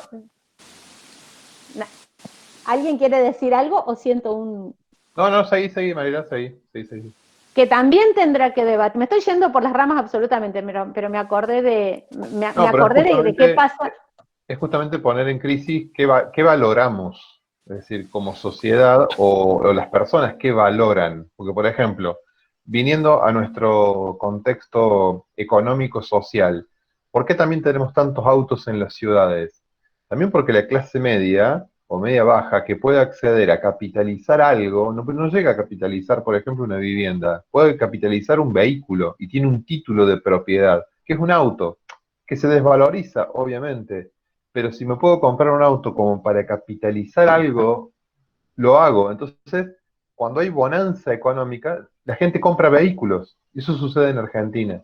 Y encima los compra en cuotas. Algo que le pasó a Toyota es que nunca en el mundo Toyota vendió vehículos en cuotas. Y no lo entendía hasta que se metieron en el mercado de los vehículos del segmento A, con el Toyota Etios, y el presidente de Toyota Argentina tuvo que convencerlas a las autoridades de Casa Matriz Japón para que entendieran que Argentina se compra el auto en cuotas, y los japoneses no podían entender a eso, ¿no? Entonces, ¿pero por qué lo compran en cuotas? Y es este sistema de capitalización que tenemos ante tanta volatilidad de un valor de algo como el peso, ¿verdad? Que por eso también nos vamos al dólar. Entonces, justamente es replantear también todos esos paradigmas o estereotipos de valores. Es así, podríamos hablar un rato largo de eso, pero todos estos dónde y estos cómo nos movemos fueron haciendo, y esto ya lo mostró Andrés hace un rato, que las ciudades debamos repensar nuestras estructuras de espacio público y debamos empezar también a reaccionar frente a estas alternativas de micromovilidades, de movilidades alternativas, o de no movilidades, ¿no? Porque apareció el teletrabajo como opción, apareció todo lo tele que va evitando que nos movamos, el ya no tener que ir al banco, o el ya no tener que ir a un centro de salud, o el ya no tener que ir a un instituto educativo, no solo por la pandemia, sino que muchas de estas cosas ya no sucedían desde antes, empiezan a evitar movimientos que antes eran obligatorios, y venimos de una lógica de construcción de ciudad muy centrada en el vehículo y en la velocidad del vehículo, en donde le dábamos absoluta prioridad a la autopista por sobre el espacio, por ejemplo, para el peatón, y en donde ahora nuestras propias ciudades empiezan a reaccionar, o con demoliciones, como pasó en Río, que ya lo mostró, estuve a punto de ponerlo, menos mal porque lo puso Andrés, o lo que está pasando en la mayoría de las ciudades del mundo, ¿no? Esto es en Asia, lo mostró Andrés hace un ratito, no voy a profundizar en esto, pero me interesaba como concepto. O sea, todo el tiempo las ciudades vamos haciendo adaptaciones sucesivas en función de lo que va sucediendo. Digo, la ciudad medieval a esta parte, muchas de las adaptaciones que se fueron haciendo fueron por innovaciones, tanto tecnológicas como en la movilidad y en las estructuras de funcionamiento de esas ciudades. El espacio público termina reaccionando y afectándose a eso. Hola Mariela, hola Hola. Martín. Hola, soy Juan desde Perú. Muy interesante el debate. De hecho, quisiera ahí comentar unas cositas. Adelante, también en relación a una maestría que yo realicé en Corea del Sur, y uno de los cursos que llevé se llamaba Políticas Robóticas. Y este curso estaba enfocado a entender posibles escenarios o posibles medidas que estaban tomando diferentes países, en particular países asiáticos, en relación a cómo resolver este tipo de preguntas que bien mencionaron, ¿no? Que implica también otros tipos de áreas como de la filosofía, la ética, ¿no? Y en particular vimos el caso de unos planteamientos políticos desde Japón para plantear una sociedad que integrase a las personas y a la tecnología robótica, ¿no? En términos de distribución del trabajo, ¿no? Desplazamiento de puestos de trabajo que podían ser ocupados por esas tecnologías.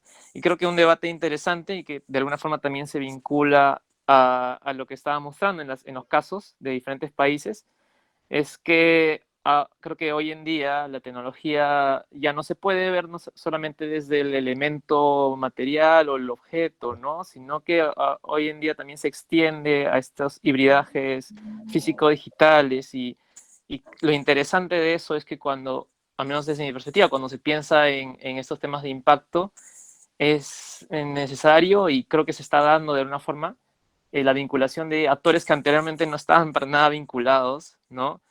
Desde el Estado, desde los que desarrollan esas tecnologías, ¿no? Y también otros servicios alternativos digitales. Y ahí, tal vez hablando un poco tal vez del caso latinoamericano, en particular el caso que vivimos en Lima, tenemos un fuerte desafío en relación de la política que está también vinculada en temas de transporte público, ¿no? No sé cómo será en Córdoba. Es lo mismo, pasa exactamente el mismo problema. Claro, y entonces eso presenta, nosotros siempre desde el diseño somos bien optimistas en ese sentido, porque presenta oportunidades para repensar el impacto o el alcance que tenemos, ¿no? Y ese debate también entre el micro y el macro era muy interesante, y creo que de alguna forma pensar siempre, así sea algo concreto y micro que estás haciendo, pensarlo también desde qué impacto, cómo se inserta dentro de un contexto macro y viceversa, ¿no? Entonces eso, creo que está súper interesante el debate. Muchas gracias. No, gracias. Yo creo que lo hacemos interesantes entre todos. Yo solamente pongo algunas pantallas que hacen pensar y que podemos, con las que podemos no estar de acuerdo, pero en el otro extremo, la foto con la que nos encontramos, probablemente a ustedes les pase lo mismo, es esta, ¿no?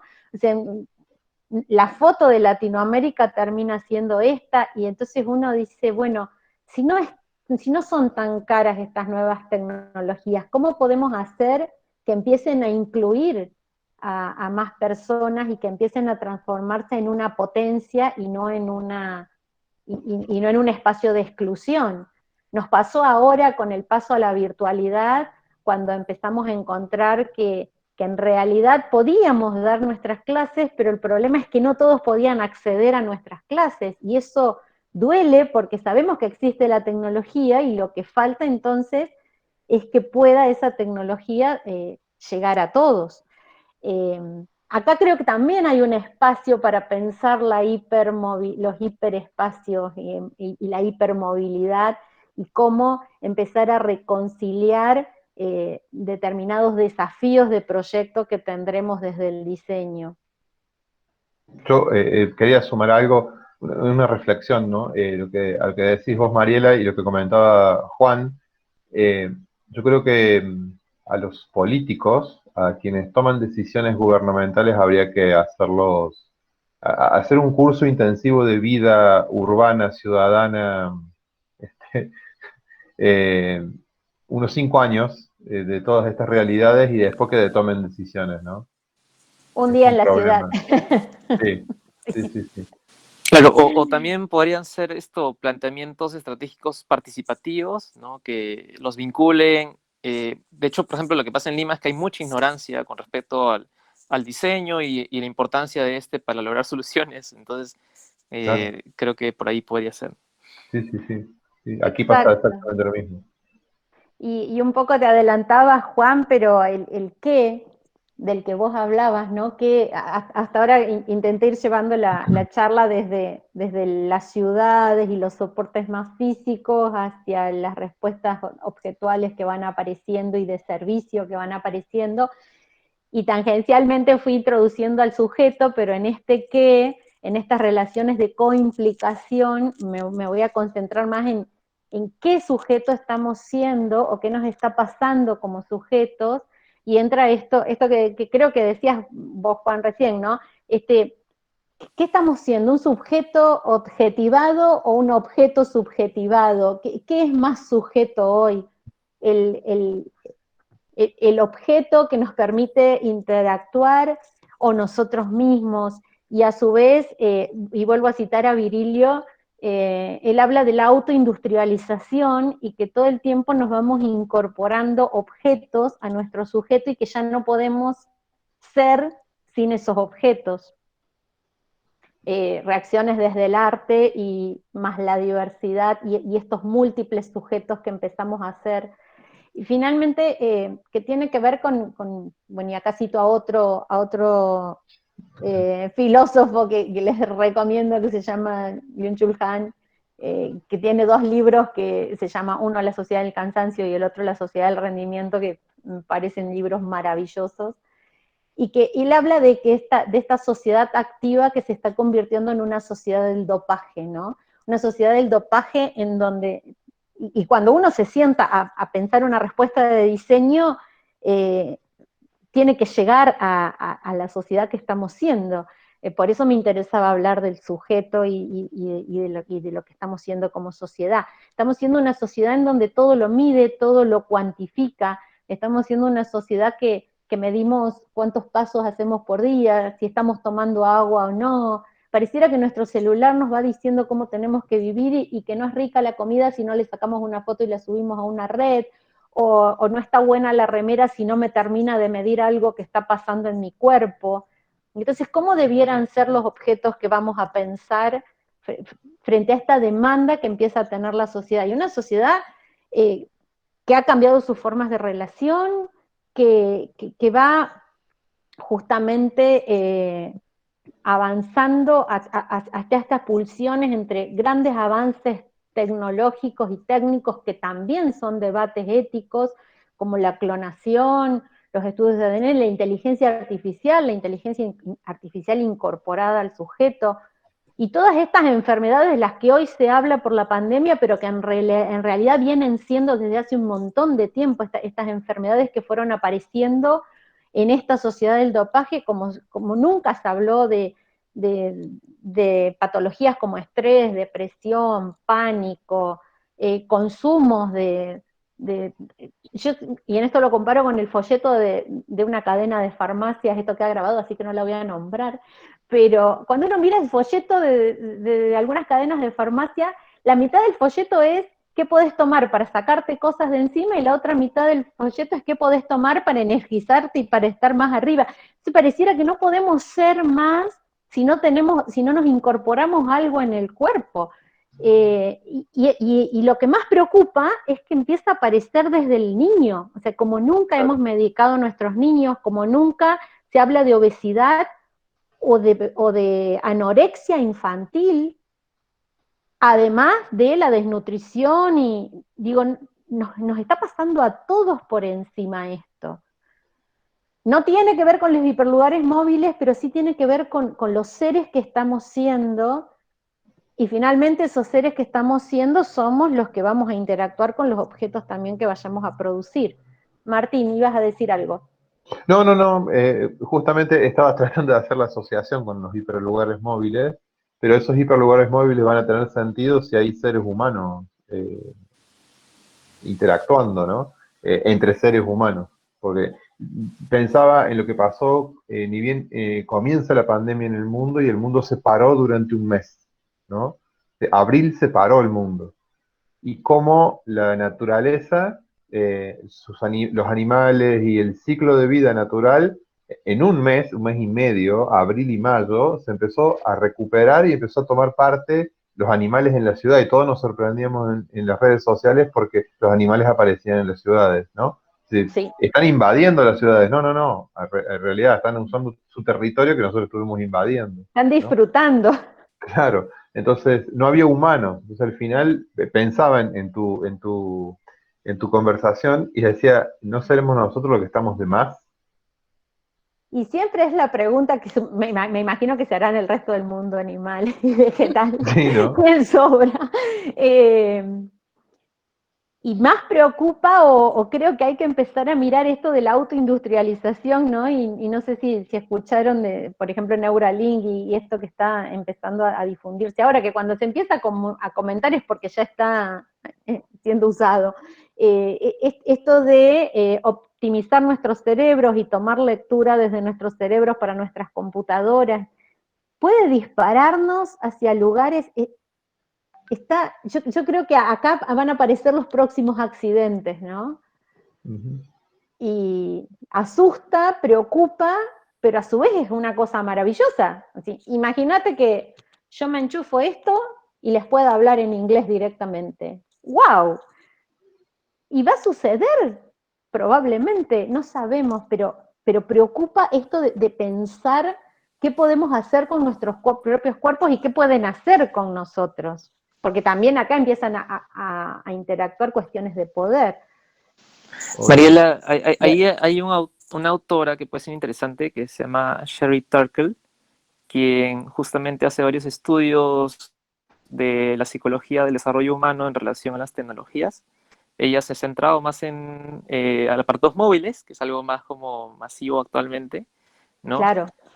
Pero es interesante una reflexión que hacen, tal vez que nos puede llevar a pensar sobre estos futuros posibles, ¿no? Donde y también en relación al cuerpo y cómo existen estos perfiles que construimos, o estas identidades que construimos que solamente existen en espacios virtuales y que en espacios físicos son otros, ¿no? Y cómo se construyen esas realidades. Entonces, desde el cuestionamiento de Torkel, que es psicóloga, habla sobre, al final, el tema de identidad de la persona también se pone en juego, porque entonces tienes como dos identidades, una que existe en las redes y solamente existe ahí, y una que existe en las realidades como tangibles, y a veces genera, especialmente en los jóvenes, Claro. genera conflictos de autoestima, porque no se aceptan como son en la realidad física, y solamente en la que construyen en los espacios virtuales. Entonces creo que ahí es muy interesante por reflexionar.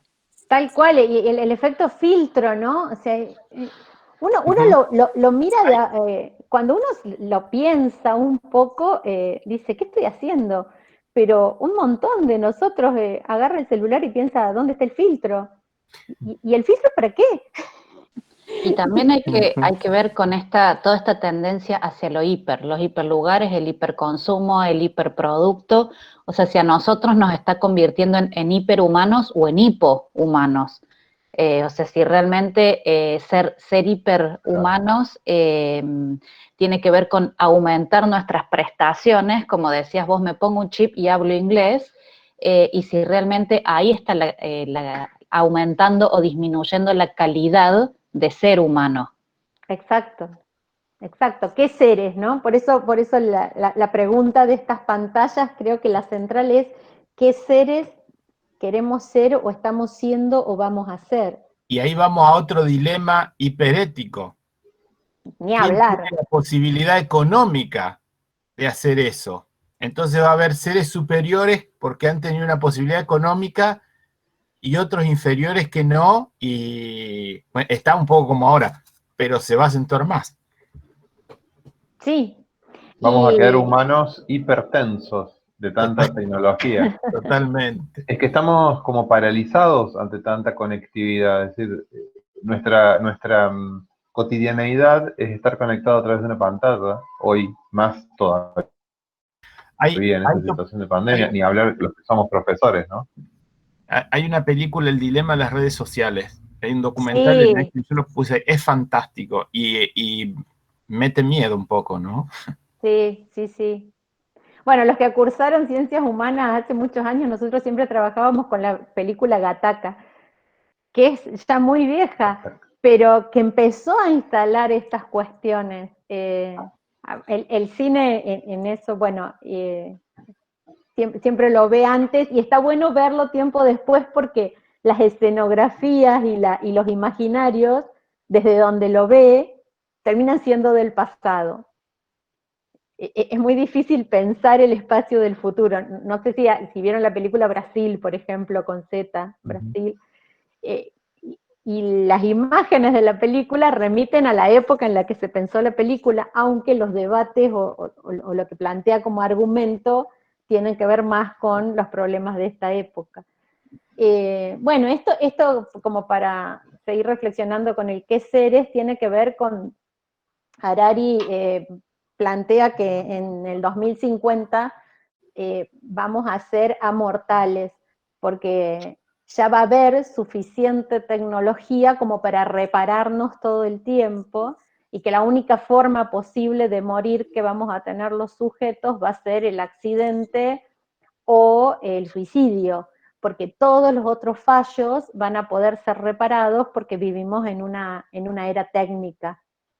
Algo que quería comentar es Sí. respecto a los problemas anteriores que habíamos mencionado y analizar la situación quizás actual, era que se había notado mucho, hay un par de noticias y estudios sobre el consumo, por ejemplo, que ha crecido de diferentes insumos. El que más, digamos, alerta quizás es el del alcohol, que se ha normalizado más, se ha vuelto algo como más habitual en las comidas. El que no consumía ahora consume, el que consumía como aditivo, como complemento en la comida, consume más copas o más cantidad, o lo integra en actividades diarias, como escuchar música, ver una película y demás.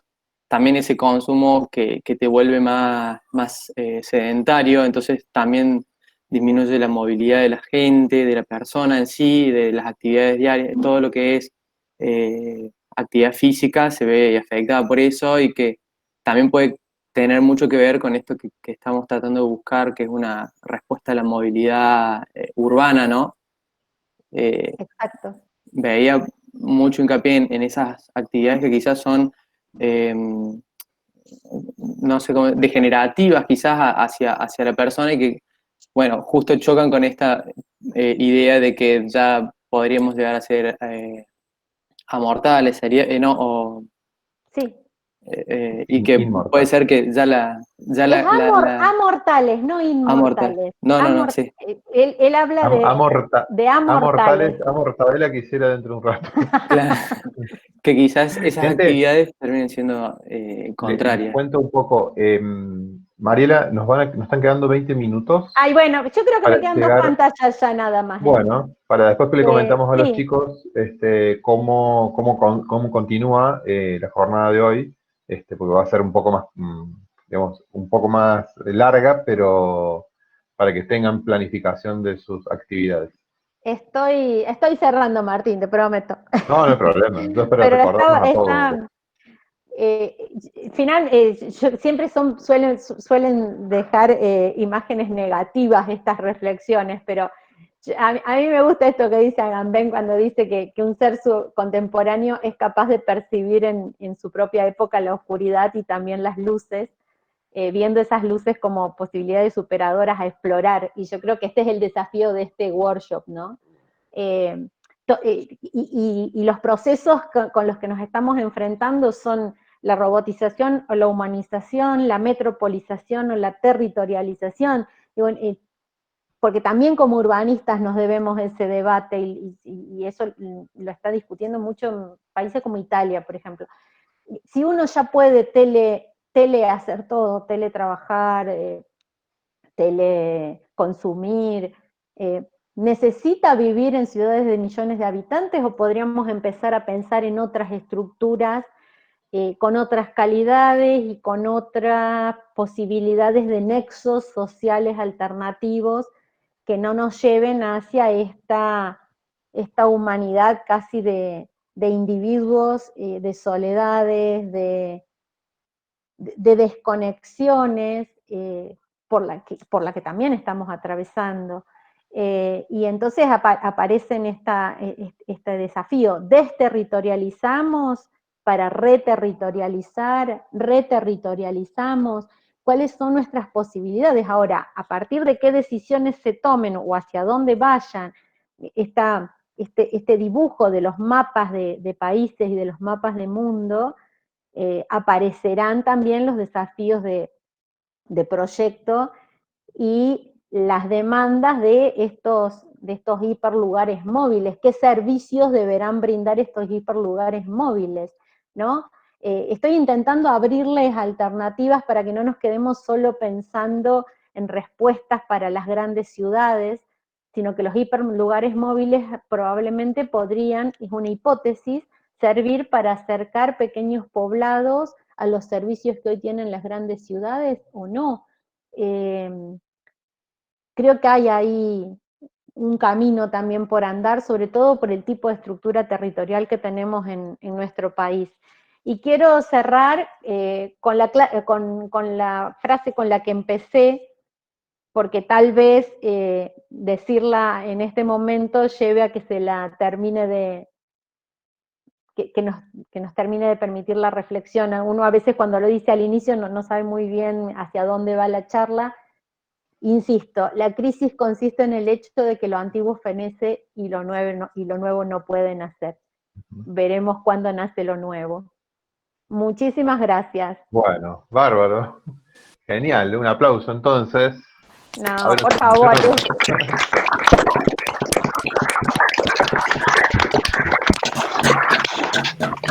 Nosotros, los del equipo de investigación, siempre, digamos, esta charla de Mariela las escuchamos obviamente más a menudo. Siempre nosotros lo tenemos con la figura de decana, andando, yendo y viniendo por todos lados y organizando todo en la vida académica de la facultad. Pero bueno, siempre sus charlas, Mariela, nos ponen con los pies en la tierra y con la cabeza en las nubes para tomar decisiones de diseño.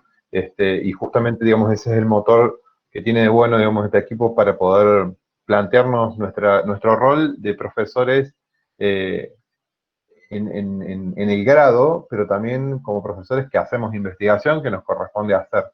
Entonces, bueno, siempre es muy grato estar escuchando tus reflexiones y desde el punto de vista humano, más allá del científico y del académico. Así que, bueno, gracias por sumarte. No, a ustedes, pero bueno, ojalá sirva. A todos desde ya, muchísimas gracias, a todos los que se sumaron. Había 42 inscriptos que lo van a hacer, pero ahí en este momento hubo 80 personas escuchando nuestras charlas, así que muchísimas gracias a todos por estar presentes hoy, y los vamos a invitar para el 21 de octubre, que van a ser las presentaciones finales de los proyectos que van a realizar estos estudiantes. Así que muchas gracias a todos.